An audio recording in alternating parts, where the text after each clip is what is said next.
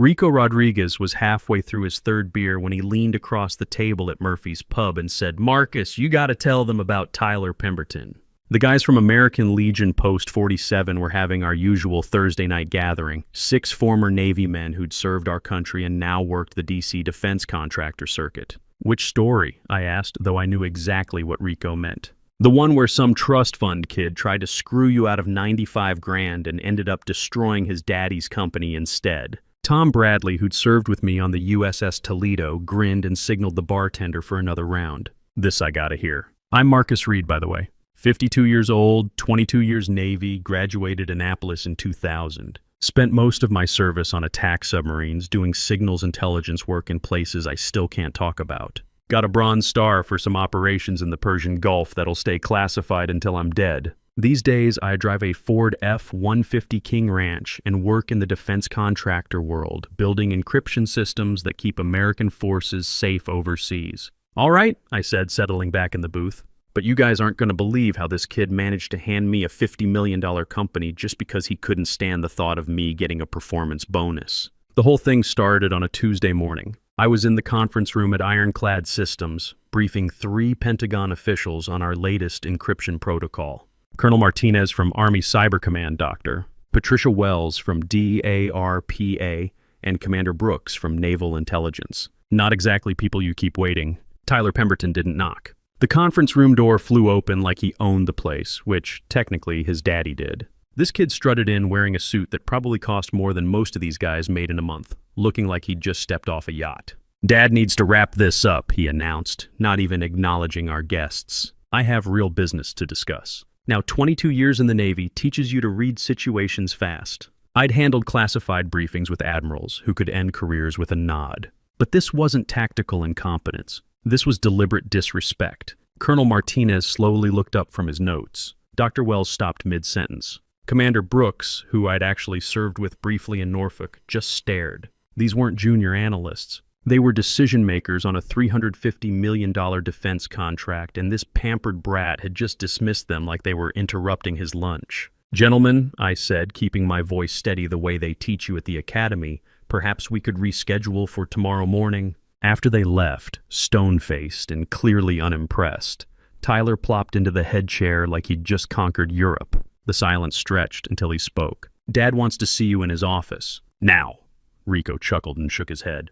Kid had no idea who he was messing with. "None whatsoever," I agreed. See, Tyler was Richard Pemberton's son. Richard was the CEO, decent guy, former Army officer who understood how to treat people. But Tyler? 28 years old, Stanford MBA, never served a day in his life, and convinced he was smarter than everyone else in the room. The walk to Richard's corner office felt like a death march. Tyler strutted ahead, probably thinking he'd just pulled off some masterful power play. What he didn't know was that he'd just triggered something that would bring down their entire company. "You gotta understand," I told the guys, "I'd been at Ironclad for 17 years. Started there fresh out of the Navy when we were just 12 engineers in a converted warehouse. Back then, Admiral Benjamin Cross was still running things." Tom leaned forward. "I remember Admiral Cross. Good man, old school Navy." "The best," I agreed. Cross understood something Tyler never would, that the people who build the technology should control it, not the suits who inherit it. He'd seen what happened when bean counters took over defense contractors. Good people got shown the door to make quarterly numbers look better. About 10 years back, Admiral Cross had pulled me aside after a company barbecue. We ended up at his house, sitting on his back deck with a bottle of bourbon, talking about the future of the company. "Marcus," he'd said, "I'm writing something special into your contract. That annual bonus you earn, once it pays out, all intellectual property rights for our core encryption suite transfer to you. Legally and permanently." I nearly choked on my bourbon. "Admiral, what are you talking about?" "Protection," he said simply. "For you, for the technology, for everything we've built. Board can't sell it, can't give it away, can't let some incompetent heir destroy it." At the time, I thought he was being paranoid. The company was solid, profitable, growing, but Admiral Cross had survived hostile takeovers and market crashes. He knew storms could come from anywhere. The clause was bulletproof, I explained to my Legion buddies. Cross had his old JAG lawyer write it. As long as I stayed employed, the company kept their crown jewels. But if they ever fired me after the bonus processed, they'd lose everything, Tom finished. Everything. That clause sat dormant for a decade. Every year I'd get my bonus, the IP rights would briefly transfer to me, then automatically revert when I showed up for work the next day. Clean, simple, legal. Admiral Cross called it insurance. But standing outside Richard's office that Tuesday, listening to raised voices through the oak door, I knew Tyler was about to change the game forever. Richard was fighting for his legacy. 6 months earlier, he'd announced a merger with Patterson Defense Systems, a $290 million deal that would make Ironclad the leading cybersecurity contractor on the East Coast. Problem was, that merger depended entirely on the encryption suite I'd built. See, the technology wasn't just software, I explained. It was a complete security architecture. Pentagon had been using our stuff for everything from drone communications to submarine fleet coordination. You can't just replace that overnight. The door opened. Richard looked like he'd aged 5 years in the past month. Tyler bounced in behind me, practically vibrating with excitement. "Marcus," Richard said, not bothering with pleasantries, "we're making some organizational changes." Tyler stepped forward like he was accepting an Academy Award. "Effective immediately, your employment with Ironclad Systems is terminated." He slid a termination letter across the mahogany desk. Clean, professional, final, dated exactly 48 hours before my $95,000 bonus was scheduled to pay out. I picked up the pen and signed without a word. No arguments, no protests, just my signature on the dotted line. Tyler had expected drama, shouting, pleading, maybe some desperate negotiation. Instead, I just stood up, straightened my tie, and headed for the door. "That's it?" Tyler called after me. No speech, no threats. I turned back, looking him dead in the eye. "Good luck with the Patterson merger, son." His confusion was perfect. He had no idea what he'd just done. Rico was grinning now. "And that's when the fun started." "That's when the timer started," I corrected. 48 hours until bonus payment. 48 hours until Tyler learned that trying to save $95,000 was about to cost his family $50 million. So there I was, I continued, taking a sip of my beer, walking out of Ironclad with a cardboard box of my personal stuff, escorted by HR like I was some kind of security risk. 22 years protecting classified submarine communications, and now I'm being walked to the door by a 20-something HR girl who probably couldn't find Norfolk on a map. Tom Bradley laughed. "Man, I've been there. Nothing worse than the perp walk when you know you've done nothing wrong." "But here's the thing," I said. The moment I got home, my phone started buzzing like a submarine sonar during a torpedo run. I'd barely gotten my F-150 parked in my apartment complex when Rico himself called. "Marcus, what the hell happened over there?" Word's already spreading through the network that some punk kid fired you right before the Patterson deal. That's the thing about the Navy community in DC. We're tight.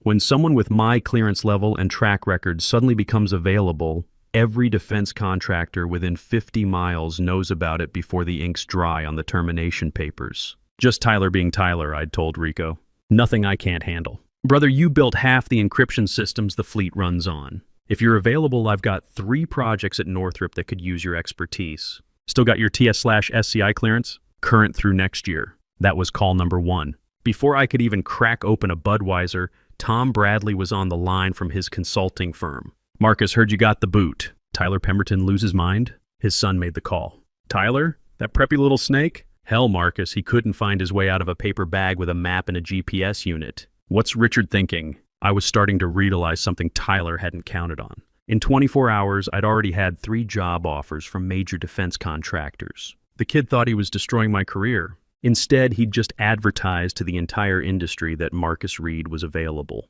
But the call that really mattered came while I was heating up leftover pizza. "Marcus Reed, speaking. This is Doug Patterson with Patterson Defense Systems. We need to talk." Now, Doug was smart money. His company had been circling Ironclad for 2 years, waiting for the right moment to make their move. His voice was tight, controlled, like a submarine captain who'd just detected an unknown contact. "My legal team just flagged something in the merger documents," Doug continued. "There's a personnel clause that names you specifically as essential to the technology transfer. Says if you're not with Ironclad at closing, we have the right to walk away." I sat down at my kitchen table, looking at the countdown timer I'd built on my computer. 47 hours, 23 minutes, and 14 seconds until bonus payment.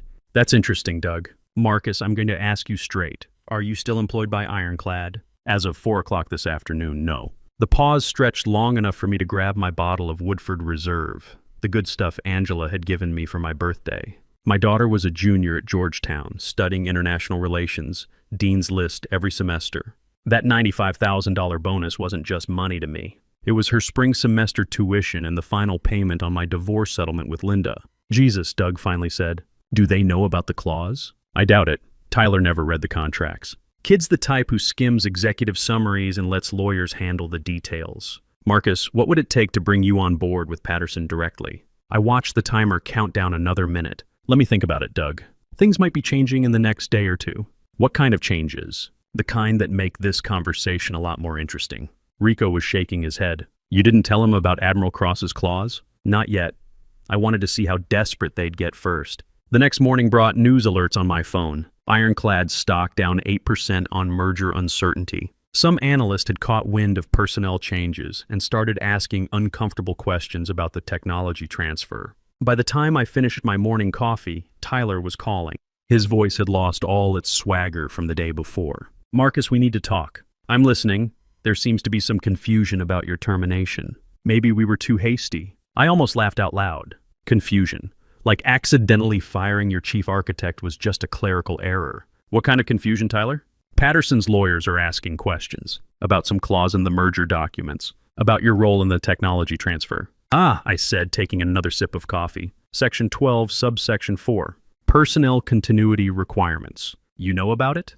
Tyler, I helped write that clause. Patterson insisted on it during negotiations. They wanted assurance that key technical personnel would remain through the integration period. The silence on the other end was beautiful. I could practically hear the wheels turning in his head, trying to figure out how he'd missed something so important. Look, Marcus, maybe we can work something out. Reinstatement, back pay, maybe even a retention bonus. I'm not coming back, Tyler. What do you mean you're not coming back? Marcus, this is your life's work. This is your company. No, I said quietly. This was my company. Now it's just another place where people make bad decisions. I hung up and called my daughter. Hey, Dad. Angela's voice was bright, cheerful. How's work? Funny you should ask, sweetheart. I just became unemployed. What, Dad? What happened? I told her the story, keeping it simple. Tyler had made a power play, fired me right before my bonus, and now the whole company was in chaos. That's terrible, Dad. Are you going to be okay? What about my tuition? And that's when it really hit me. Tyler hadn't just tried to humiliate me. He'd tried to mess with my daughter's future. Angela had worked her tail off to get into Georgetown. She had dreams of working in international relations, maybe even the State Department someday.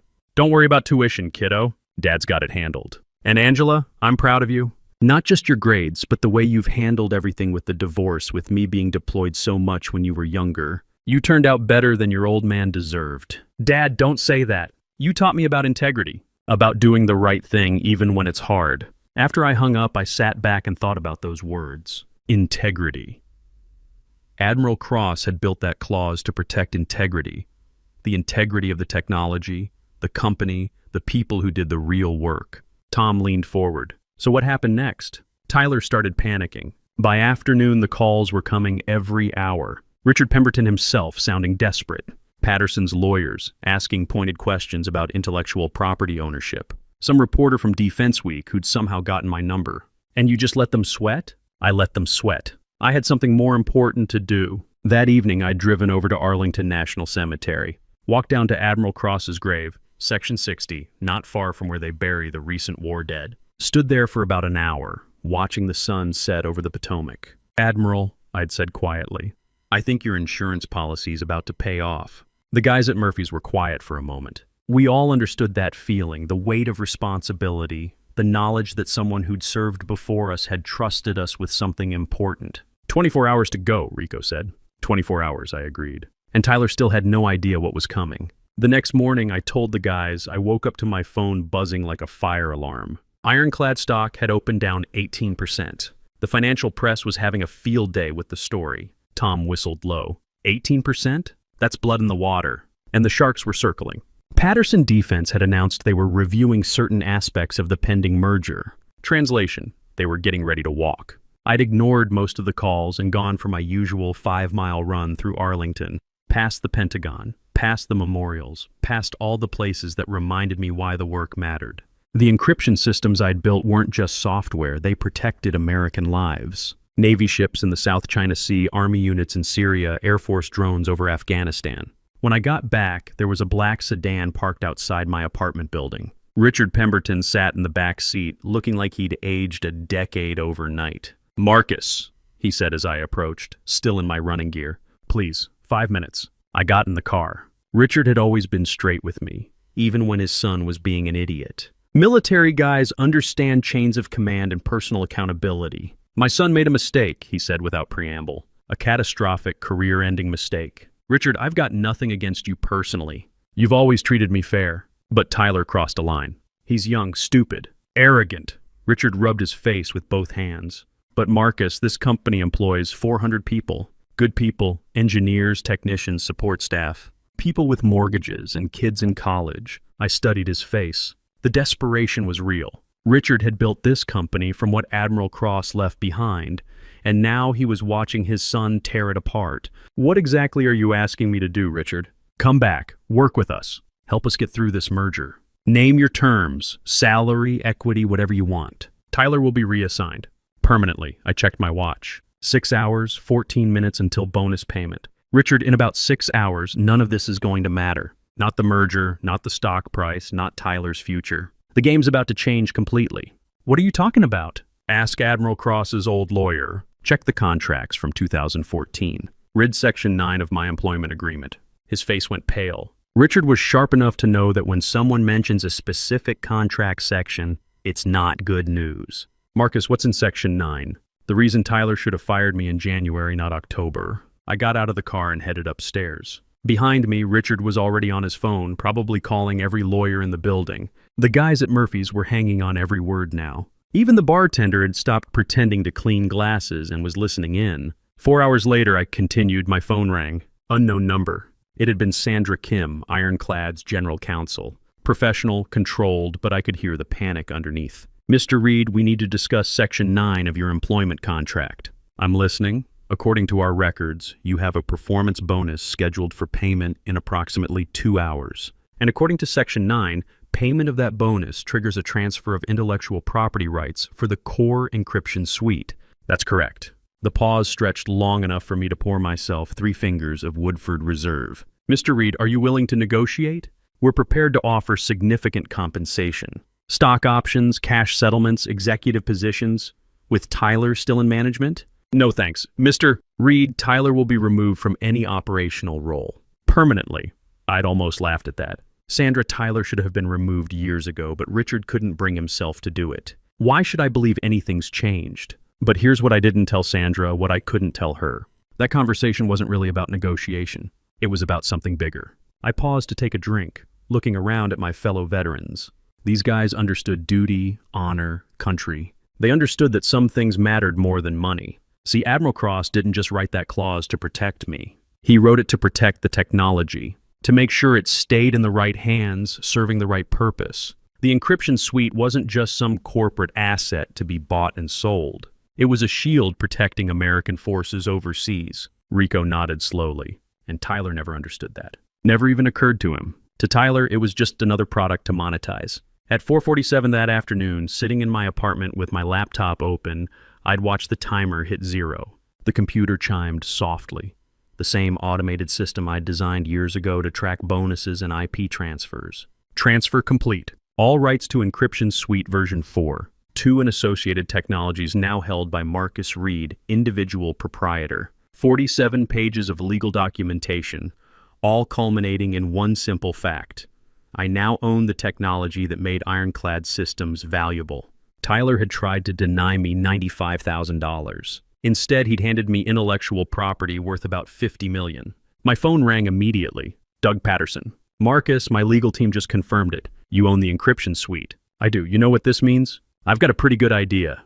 Doug's voice had excitement now, energy. "Marcus, we've been planning this merger for 2 years. Spent $8 million in legal fees, due diligence, integration planning. But here's the thing, I'm not angry. I'm impressed. How's that? Because now I can deal directly with the person who actually built the technology, instead of going through a bunch of suits who don't understand what they're selling. That evening, I'd driven over to Georgetown to see Angela. Found her in the library, buried in international relations textbooks, working on a paper about cybersecurity and national defense. "Dad!" She jumped up and hugged me. "How are you holding up?" "Better than I expected, sweetheart." I'd told her about the day's events, carefully, without going into classified details. but I wanted her to understand something important. Angela, sometimes in life, people are going to try to knock you down. Try to make you feel small, worthless, expendable. When that happens, you remember two things. First, your worth isn't determined by what other people think of you. Second, the best response isn't anger or revenge. It's patience and preparation. She'd smiled at that. You sound like Admiral Cross. He taught me a lot about planning for the long term. Tom Bradley was grinning now. So what did Patterson offer? Exclusive licensing agreement. Minimum guarantee of $75 million over 5 years. Equity participation. Complete creative control. And Tyler? Tyler called 6 more times that night. Each message more desperate than the last. By the end, he was practically begging. The last message had been the best. Tyler's voice cracking. All the arrogance gone. Marcus, please call me back. My father's career, my future, 400 jobs, it's all falling apart. We can fix this. We can make this right, but some things can't be fixed. Some mistakes have consequences that go beyond apologies and settlements. The next morning, I told the guys the news broke like a tsunami. Defense contractor acquires encryption technology in direct deal, bypasses merger. The headline was trending across every business outlet by 9 a.m. I'd been up since dawn, fielding calls from reporters, investors, and competitors who wanted to know how a $50 million technology transfer had happened overnight. Stock opened down 43%, I told the guys at Murphy's. Trading was halted twice in the first hour. Rico was shaking his head. Tyler must have been losing his mind. Tyler was about to learn what happens when you mess with the wrong veteran. The press conference was scheduled for noon. Richard Pemberton, standing behind a podium in Ironclad's corporate headquarters, looking like a general who'd just lost his entire command. The words he had to say were probably the hardest of his career. Yesterday, Ironclad Systems lost the rights to our core encryption technology due to a personnel decision made by my son, Tyler Pemberton. This decision was made without board approval and without understanding the contractual implications. I'd watched it live from my new corner office at Patterson Defense Systems. Bigger than my old one, better view of the Potomac, and filled with engineers who actually wanted to be there. As a result, Richard continued, his voice barely steady, Tyler has been terminated from his position and will have no future role in this company.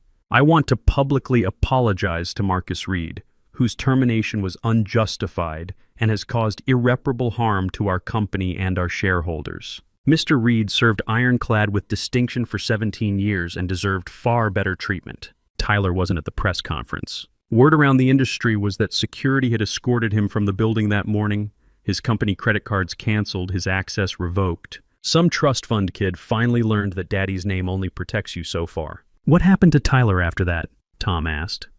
Funny thing about the defense contractor world, I said. Word travels fast, and memories even longer. Nobody would touch him. Last I heard, he moved to California to start some cryptocurrency venture. Something about revolutionizing blockchain technology. The guys all laughed. We'd seen plenty of young hotshots think they could reinvent everything without understanding the fundamentals. But the real payoff came that afternoon when Angela called. Dad, I just saw the news. Are you kidding me? You own the whole encryption system now? That's right, sweetheart. Dad, I'm so proud of you. Not because of the money, but because you didn't let them push you around. You stood up for what you built. Your old man's got a few tricks left, kiddo. What happens now? I'd looked around my new office. 15 of Ironclad's best engineers had already accepted offers to join Patterson. The whole naval intelligence team I'd built over the years. They'd rather work for me than whoever Ironclad brought in to replace me. Now we build something better. We've got government contracts worth $500 million over the next 5 years. And Angela, your tuition's paid through law school if you want it. But the conversation that meant the most came later that week. Doug Patterson knocked on my office door around closing time. Marcus, got a minute? What's up? Just got off the phone with Admiral Morrison at the Pentagon. They want to fast-track our submarine communications contract. Apparently, they're impressed with how we handled the transition. That felt better than the money, better than the equity, better than watching Tyler's world collapse. Knowing that the work still mattered, that American forces would still have the best encryption technology in the world. There's something else, Doug continued. The Admiral wants to establish a scholarship program. Military families, kids whose parents served. He wants you to help run it. I thought about Admiral Cross, about the values he'd tried to protect, about Angela working late in that Georgetown library, pursuing her dreams because her father had been willing to serve his country. I'd be honored. Tom raised his beer. So what's the moral of the story, Marcus? I thought about that for a moment. About Tyler probably sitting in some Silicon Valley coffee shop right now trying to convince investors that his blockchain idea would change the world. About Richard sailing around Martha's Vineyard, wondering where he went wrong as a father. About the 400 ironclad employees who'd found new jobs because companies like Patterson needed good people. The moral? Read your contracts. Know your worth. And remember that the people who try to diminish you usually end up diminishing themselves. And, Rico prompted, and sometimes losing your job is the best thing that ever happened to you. 3 months later, Ironclad filed for bankruptcy. The remaining patents were sold off to pay creditors. Richard retired quietly to his house on the vineyard. The engineers who'd joined Patterson were building the next generation of defense encryption technology. But the story doesn't end there. Last month, I got a call from a young Navy lieutenant fresh out of the academy working on submarine communications at Norfolk. His name was Alex Morrison, Admiral Morrison's grandson. "Mr. Reed, I'm starting my transition to civilian life next year. I've heard about what you're building at Patterson. Any chance you might have room for another submarine guy?" "Lieutenant, there's always room for good people who understand the mission." That's the thing about military values. They don't retire when you take off the uniform. Honor, duty, service to something bigger than yourself. Admiral Cross understood that. Tyler never did. These days, when young engineers ask me for career advice, I tell them the same thing Admiral Cross told me 20 years ago: be too valuable to lose and too dangerous to cross. Build something that matters. Protect what's important, and always read your contracts. The $95,000 bonus Tyler tried to deny me hit my account exactly when it was supposed to. Contract law doesn't care about office politics. But that money was just the trigger. The real payoff was everything that came after. Angela graduated summa cum laude last spring. She's starting law school at Georgetown this fall, specializing in international trade and defense policy. Smart girl who understands that technology and national security go hand in hand. Sometimes the best revenge isn't elaborate or dramatic. Sometimes it's just being patient enough to let other people's bad decisions catch up with them. Tyler thought he was playing chess. Turns out, he was just moving pieces around while I was playing an entirely different game. Rico finished his beer and stood up. "Marcus, that's one hell of a story." "It's not a story, Rico. It's a reminder." "Of what?" "That in the end, it's not about the money. It's about respect, integrity, and making sure the technology that protects American lives stays in the right hands." I looked around the table at my fellow veterans, men who'd served their country, who understood sacrifice and duty, and the bonds that hold good people together. Tyler never understood that, his loss. We raised our glasses in a toast to Admiral Cross, to second chances, and to the lesson that sometimes the best thing that can happen to you is someone showing you exactly who they really are. The timer on my computer counts up now instead of down. Every second is a reminder that patience beats panic, preparation beats politics, and sometimes the person who tries to destroy your career ends up handing you the keys to something much better. Tyler Pemberton learned that lesson the hard way. I just hope he learned it well.